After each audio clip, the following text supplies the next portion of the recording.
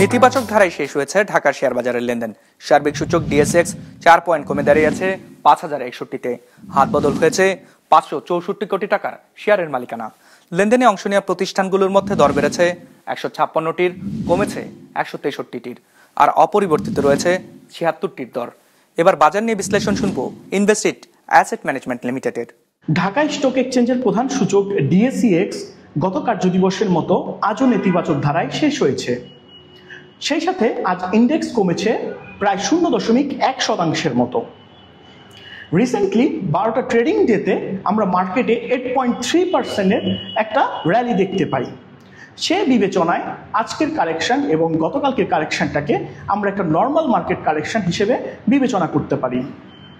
আজকে দিনের শুরু থেকে শেষ পর্যন্ত প্রায় পুরোটা সময় জুড়ে মার্কেট একটা মিশ্র প্রতিক্রিয়া শো করেছে। আজ দর বৃদ্ধি এবং দর হ্রাসের কোম্পানিগুলোর সংখ্যা প্রায় সমান সমান ছিল। মার্কেট টার্নওভার আজ গত কার্যদিবসের তুলনায় 15.3% হ্রাস পেয়েছে। টার্নওভারের দিক থেকে আজ ব্যাংকিং সেক্টর শীর্ষস্থানে ছিল। এরপরেই ছিল textile sector and pharmaceutical sector. BRAC bank আজ টার্নওভারের দিক থেকে শীর্ষ শেয়ার ছিল।